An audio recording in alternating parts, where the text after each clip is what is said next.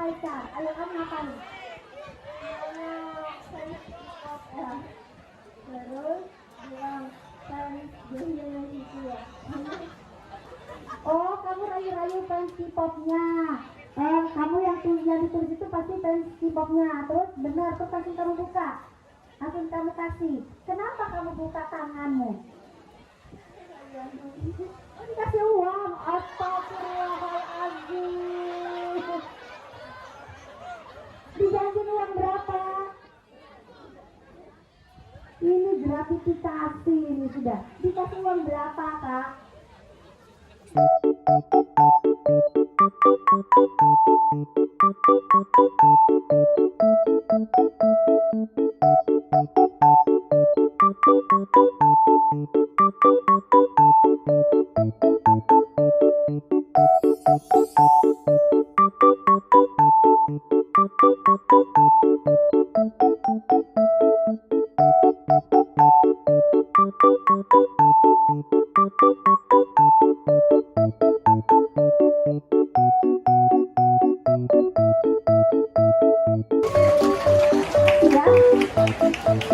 Baik kakak, jadi yang mau ibu sampaikan di sini adalah apapun itu, oke? Apapun itu, kamu punya kuasa penuh atas diri kamu sendiri, oke?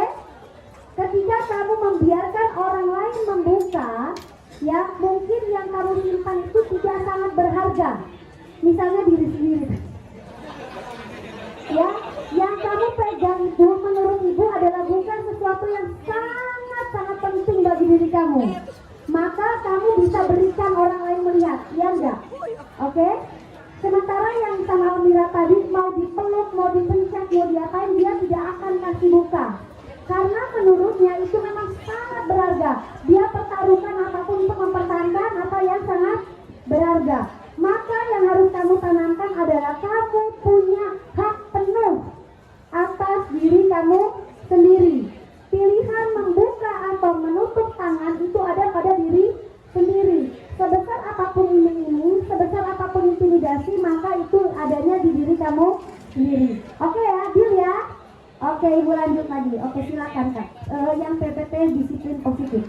Oke, stop. Disiplin, apa yang terbayang dalam benak kamu ketika ibu menyampaikan kata disiplin? Mengikuti kata orang tua. Mengikuti kata orang tua. Oke, kita simpan satu. Yang lain ada yang mau jawab, angkat tangan. Oke, silakan kak. Dapat. Sopan bu. Sopan, disiplin itu sopan, mengikuti kata orang tua, aturan maksudnya ya.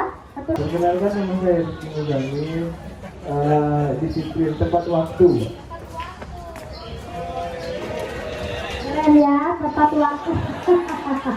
Terima kasih. Tepat waktu, teratur, kemudian kepatuhan, ya, kemudian hukuman. Ada nggak kebayang sama hukuman? Gitu ya. Sesuatu yang ya kak. Oke, yang sesuatu yang kita sebutkan tadi itu rasanya ada kenyamanan nggak di dalamnya? Nyaman atau nggak nyaman melaksanakannya? Hukuman nyaman? Tidak nyaman. Kemudian tata tertib nyaman? Nyaman dengan tata tertib? Tidak nyaman. Kemudian kepatuhan? Ya, kadang nyaman, kadang nggak gitu ya. Oke, kita lanjutkan next kak. Oke, jadi disiplin ini sebenarnya berasal dari bahasa Latin artinya belajar. Jadi berasal dari bahasa Latin artinya belajar. Juga dari kata ini bahasa Inggris yang namanya disciple artinya murid atau pengikut. Murid dan belajar. Coba kak, next kak. Oke. Jadi kalau kita gabungkan, disiplin itu artinya, kalau di sekolah artinya adalah murid yang memahami mengapa dia mengikuti suatu aturan. Jadi disiplin itu adalah bagaimana kita memahami mengapa kita mengikuti suatu aturan.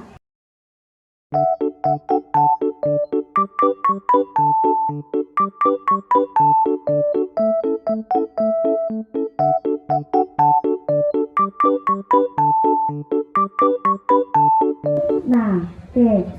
Sekarang tadi yang sudah kamu saksikan, kamu tadi sudah bermain bagaimana kamu mempertahankan sesuatu. ya, bahwa ketika kamu mengizinkan tangan kamu dibuka itu bukan karena paksaan orang, tetapi karena memang kamu mau buka, kan gitu.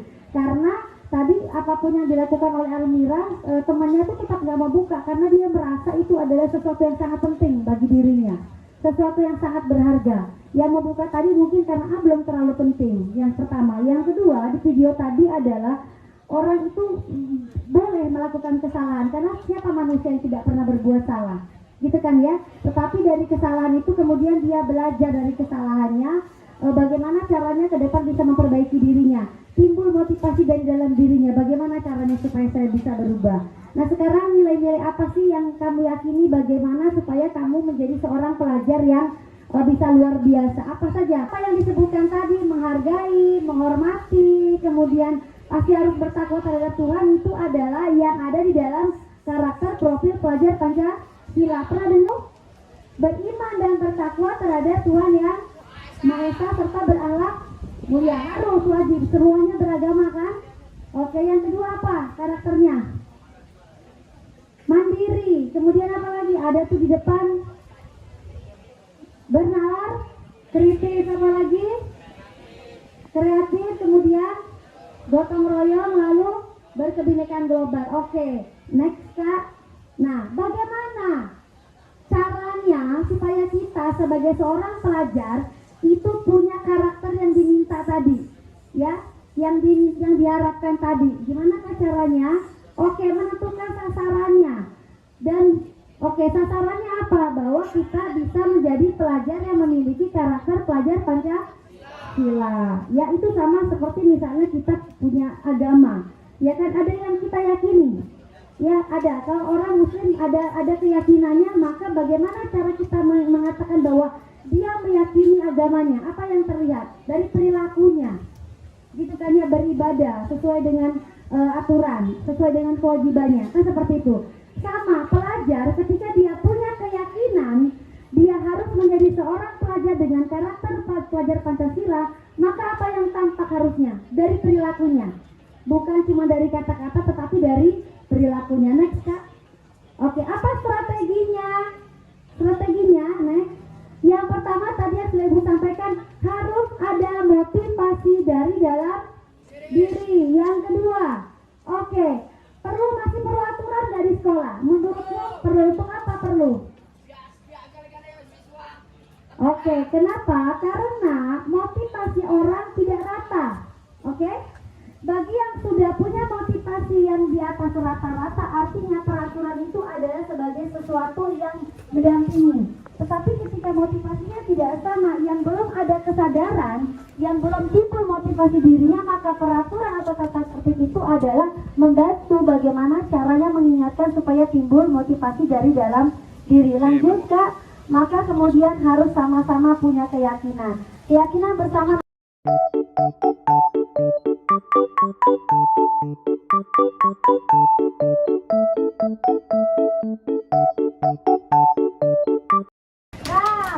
Sudah cukup konsentrasi. Jadi melanjutkan dari Bu Widya Lestari tentang keyakinan kelas, gitu ya. Di kurikulum Merdeka itu kita itu tadi disiplin itu adalah kemampuan kita dalam mengontrol diri, gitu kan ya, gimana cara kita membawa diri. Nah, di sini ada nilai-nilai kebajikan. Nilai kebajikan apa? Jadi dalam kurikulum Merdeka kita mengenal tentang nilai kebajikan universal. Nilai kebajikan universal ini adalah nilai-nilai positif yang menjadi tujuan mulia kita, gitu kan ya. Nah, ini merupakan payung kita dalam kita bersikap dan berperilaku. Apa maksud dari kata universal? Universal itu artinya semua nilai ini ada di semua agama, ada di semua ras, ada di semua suku, gitu kan. Makanya dikatakan nilai kebajikan universal. Nah, dalam kurikulum Merdeka, nilai kebajikan universal itu dituangkan dalam istilah profil pelajar Pancasila, gitu kan ya. Jadi pendidikan sekarang ini menginginkan kalian ini memiliki karakter kuat, yang mulia, yang terdiri dari yang pertama apa saja? belajar ada karakter profil Pancasila yang beriman dan bertakwa. Tadi sudah dijelaskan oleh Ibu Widaskari ya, bagaimana kita meyakini keyakinan kita, lalu kita menjalankan perintahnya, menjauhi larangannya. Nah di situ include tuh banyak kan ya, seperti apa kita sebagai umat yang beragama. Kemudian mandiri. Nah karakter mandiri yang dibangun adalah kalian ini memiliki kemandirian dalam mengembangkan potensi kalian. Jadi ketika kalian melakukan sesuatu, itu motivasi kalian itu berasal dari nilai-nilai yang kalian percaya. Oh bahwa aku nih ingin berkembang tanpa harus dipaksa, tanpa harus ada embel-embel imbalan atau penghargaan gitu ya. Tapi motivasinya adalah motivasi dari dalam diri, bahwa kalian ingin menghargai nilai-nilai yang kalian yakini. Paham? Oke. Jadi mandiri ya, artinya kamu berdikari. Kemudian berkebinekaan global. Nah, kita negara Indonesia itu bukan satu daratan ya, tapi berpulau. Jadi memiliki banyak pulau, lalu dipisahkan oleh lautan. Dipisahkan oleh lautan sehingga apa? Di sini kita memiliki keanekaragaman, ya kan ya? Keanekaragaman budaya, keanekaragaman bahasa, apalagi suku, ras, agama. Nah, keanekaragaman ini justru menjadi apa?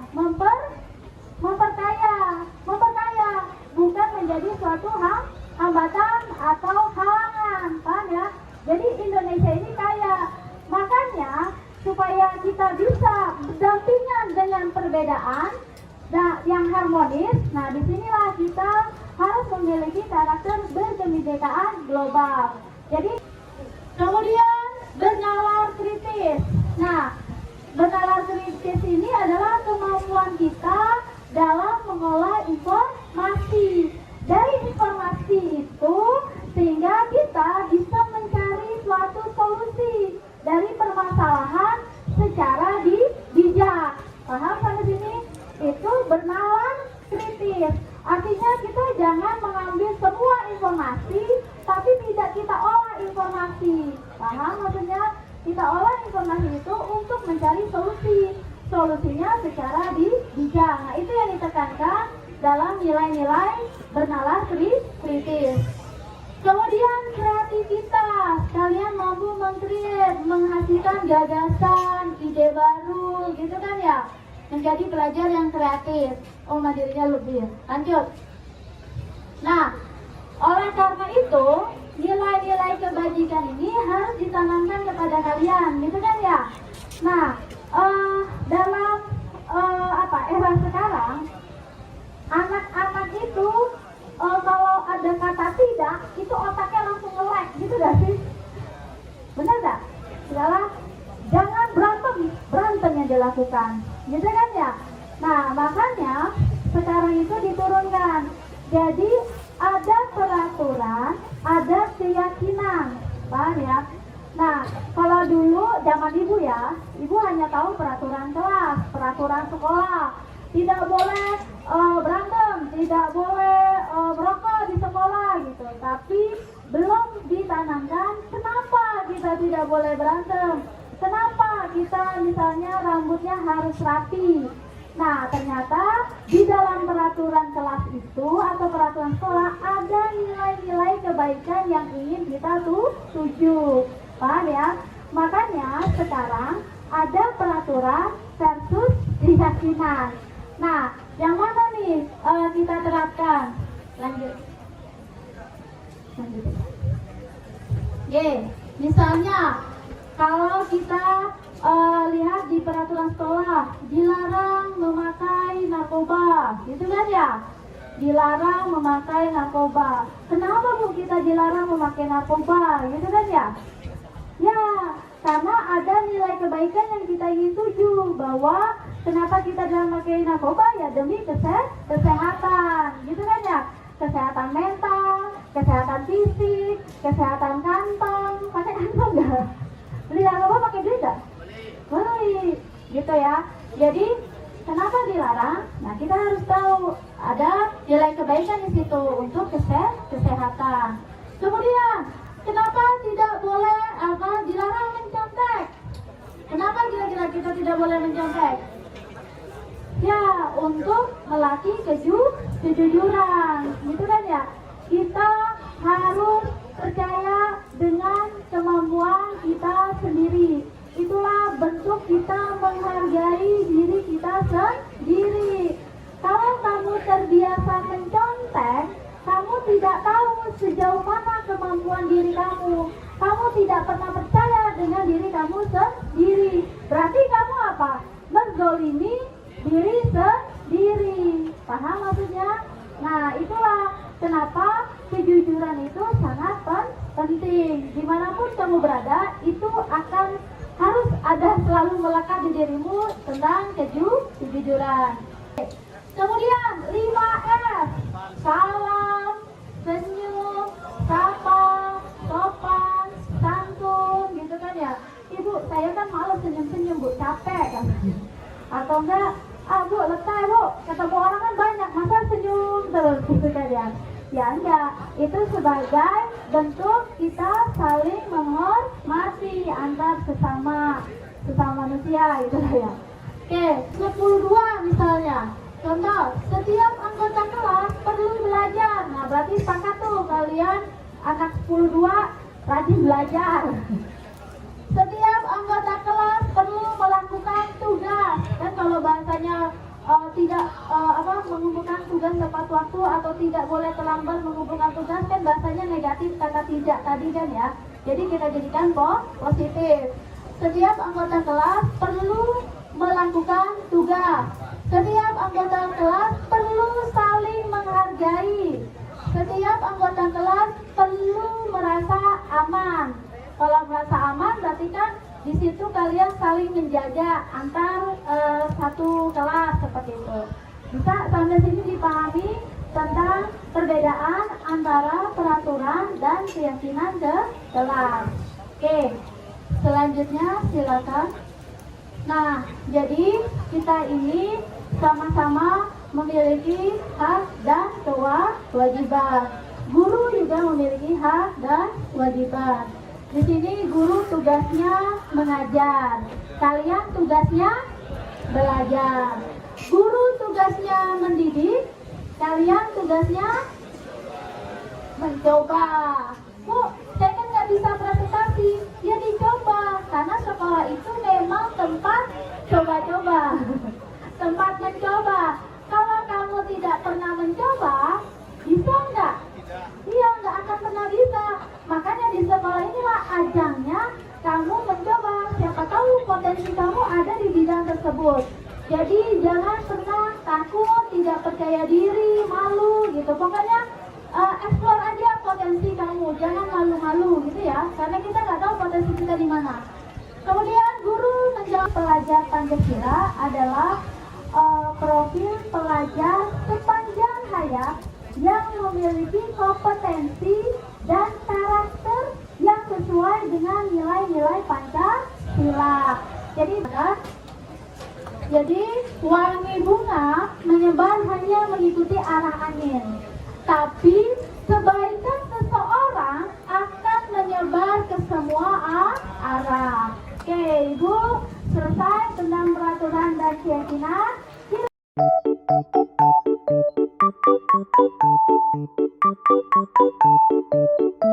Hai.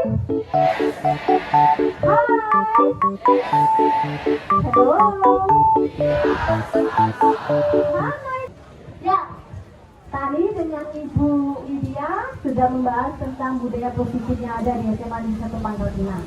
Ya, kemudian dilanjutkan lagi dengan bagaimana sekolah ini, kalian ini memiliki nilai-nilai kebajikan sebagai seorang pelajar dan bagaimana nanti cara membuat keyakinan kelas. Ya, biar nilai-nilai kebajikan tersebut selalu ada dalam diri Anda. Nah, sekarang Mem akan membahas, menjelaskan kepada Anda, ternyata setiap individu manusia itu membutuhkan yang namanya apa itu? kebutuhan dasar. Kamu pernah merasa bosan ya? Pernah merasa sedih nggak? Berarti ada salah satu kebutuhan dasar kamu yang tidak terpenuhi. Apa? Ketika pelajar atau siswa, nah ini, manusia melakukan sesuatu di luar dari nilai-nilai kebajikan. Berarti ada salah satu kebutuhan dasar manusia itu yang tidak terpenuhi. Paham nggak maksud Mem? Paham. Hai. Oke, lanjut nggak? Nih, habis Mem presentasi ada nanti PR untuk Anda. Kita baca sama-sama ya. Setelah Mem presentasi, yang bisa jawab nanti siapkan jawabannya. Ini soalnya, coba, ini pertanyaan pemantik saya sebelum saya lanjutkan. Ibu Ambar, guru wali kelas 10 di SMA Pelita. Berarti bukan di SMA 1 ya. Oke. Sedang bingung menghadapi ulah salah satu murid di kelasnya. Namanya Tommy. Beberapa anak di kelas 10 telah datang padanya dan mengeluhkan Tommy yang sering mengganggu dan meminta bekal makan siang mereka dengan paksa. Jika Anda menghadapi situasi seperti ini, seperti Ibu Ambar, apa yang akan Anda lakukan? Menurut Anda, kira-kira apa alasan Tommy melakukan hal tersebut? Oke, kita cari jawabannya setelah pemaparannya. Paham? Kebutuhan dasar apa yang tidak terpenuhi pada si anak ini? Ya, oke. Ini menurut teorinya William Glasser dalam choice theory. Oke. Dilihat di sana, ternyata ada 5 dasar kebutuhan manusia. Yang pertama, kebutuhan untuk bertahan hidup. Ya, kita sebut di sana survival. Oke. Yang kedua, kebutuhan akan kasih sayang dan diterima. Ya, oke. Yang ketiga, kebutuhan kebebasan or freedom. Oke, yang keempat, kebutuhan akan kesenangan, fun. Yang kelima, kebutuhan penguasaan or power. Oke. Ada 5 dasar kebutuhan manusia. Ya, Anda manusia? Yes. Berarti manusia yang dimaksudkan di sini tidak hanya berfokus pada siswa, tapi juga saya sebagai guru membutuhkan yang namanya kebutuhan dasar manusia tersebut. Ya, oke.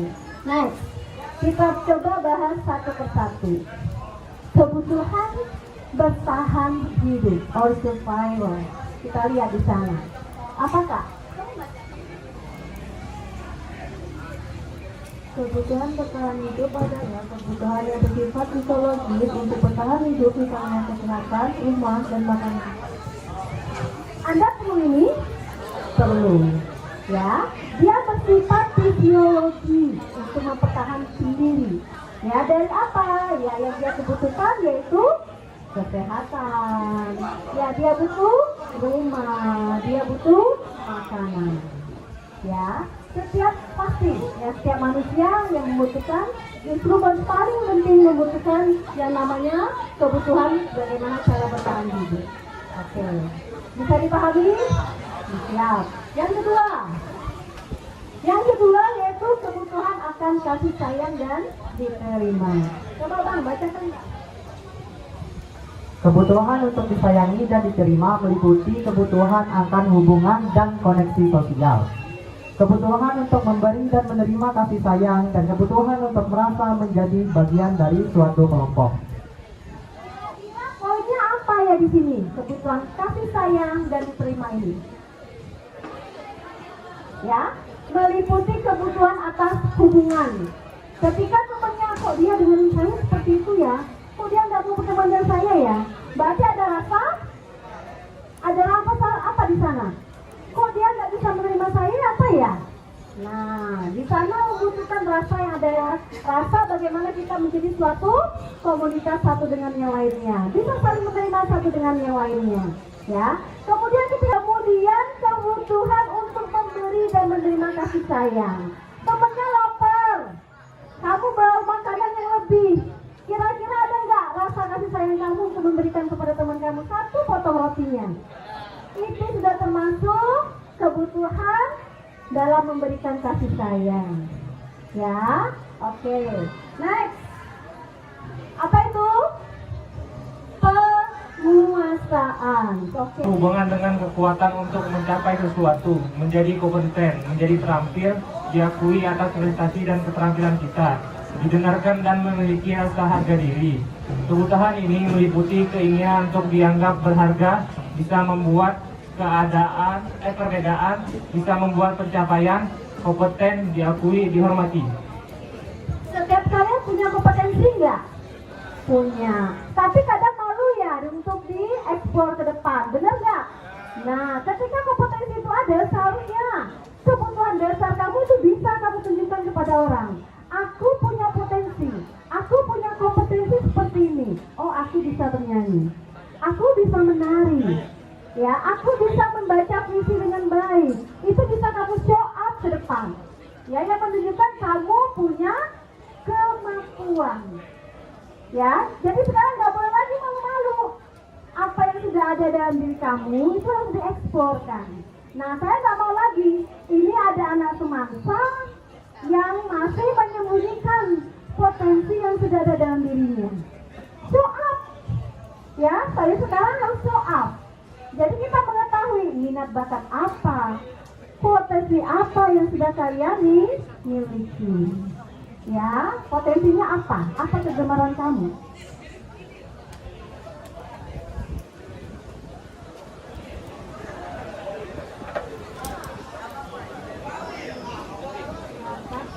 Apa?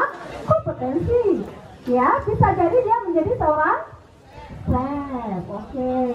Kemudian, kamu apa ya?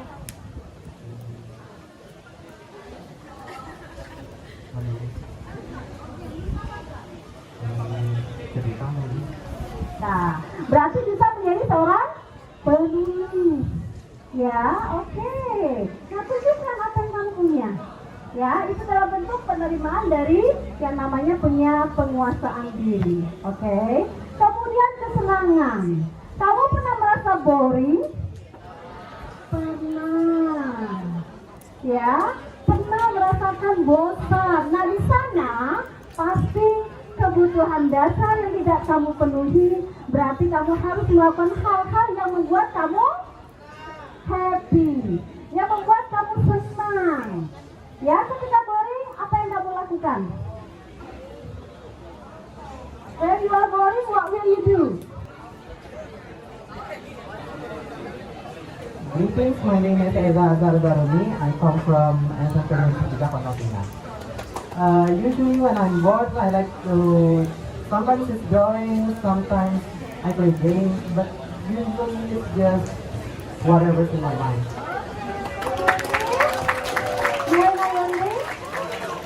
Your nickname? Eza, okay. Kandidat stage in Semansa Pangkal Pinang. Okay. Ya, saya ngomong bahasa Inggris. Apapun yang ketika Anda ingin lakukan untuk membuat kamu merasa bahagia dan senang, lakukan. Ya, berarti di sana kamu sudah bisa mengontrol diri Anda. Ya, oh, ketika saya melakukan hal negatif, kontrol diri terhadap nilai-nilai kebajikan itu sudah tertanam dari diri kamu. Ya, makanya tadi dijelaskan oleh Bu Widya, motivasi intrinsik itu sudah harus ada dalam diri individu masing-masing. Ya, ketika permasalahan, ketika situasi yang tidak memungkinkan, ketika norma atau adat yang berlawanan dengan nilai-nilai kebajikan, itu sebenarnya bisa kita hindari jika kita memiliki nilai kontrol diri kita sendiri. Mau diajak bolos, mau nggak kira-kira? Enggak. Kenapa nggak mau diajak bolos? Diajak makan bakso loh. saya ngajak makan bakso nih, ngajak kamu bolos, saya ajak makan bakso, mau nggak? Kenapa nggak mau? Karena Nadira tahu kalau itu perbuatan yang tidak baik. Berarti dia punya nilai kontrol yang baik. Ya tadi ajak kamu Lydia. Sekuat apapun kamu memegang rahasia kamu tadi, tapi kalau nilai kontrolnya nggak ada dalam diri kamu sendiri, terbuka. Yuk, oke, makan bakso enak, langsung. Dia nggak punya nilai kontrol terhadap dirinya sendiri. Tapi kalau dia bilang, aduh, bapakku di rumah taunya aku ke sekolah, ibuku di rumah taunya aku ke sekolah. Membayangkan muka ibunya itu kira-kira menyakitkan kalau aku harus bolos dari sekolah. Nilai kontrolnya sudah bagus. Ya, siapa namanya? Naira, oke. Jelas, terakhir. Oke, sudah lagi ya? Nah, nanti dulu Kak, itu Kak. Oke. Pertanyaan pemantik tadi. Kira-kira kebutuhan dasar apa yang tidak terpenuhi oleh Tommy pada pertanyaan yang pertama tadi? Ada yang bisa jawab? Dalam pertanyaan pemantik tadi, Tommy kekurangan kebutuhan dasar kasih sayang. Kemungkinan dia kekurangan kasih sayang dalam pertemanannya, di mana temannya karena mungkin dia kurang dekat atau apa, jadi dia mencari perhatian. Kita berikan aplaus dong. Pendapatnya dia, Tommy itu ya melakukan hal tersebut karena dia kurang perhatian, kurang kasih sayang. Jadi kebutuhan kasih sayangnya belum terpenuhi. Dia dengan sengaja melakukan hal-hal tersebut, dia menjadi perhatian dari orang lain, apakah gurunya ataupun temannya. Good, terima kasih nih. Akan makanan. Apa dari kebutuhannya apa kalau seperti itu? Untuk bertahan hidup. Mungkin si Tommy lapar, tidak pengapel lah kata dia. Sini makanan kah? Ya, karena dia merasa lapar, mungkin bisa kebutuhan untuk bertahan. Oke. Gitu ya, bisa nggak kalian klasifikasikan apa yang sudah saya jabarkan kepada kalian? Bisa memahami? Bisa. Berarti ya dipahami, ternyata ketika saya melakukan hal-hal yang di luar dari atau bertentangan dari nilai-nilai kebajikan, ternyata ada kebutuhan dasar saya yang tidak terpenuhi. Yang mengetahuinya diri kamu sendiri. Ketika itu bertentangan dengan nilai-nilai kebajikan, perlu adanya kontrol diri kita. Ya, tergantung bagaimana sekuat nilai kontrol yang ada pada diri kamu sendiri. Ya, oke. Karena saya sudah dilirik, ya, oke. Demikianlah ya pemaparan dari kami tentang poin pertamanya, yaitu bagaimana menerapkan ekosistem sekolah yang aman dan nyaman pada budaya positif di sekolah. Ya, hai, hello, oke, thank you, kita beri aplaus semuanya.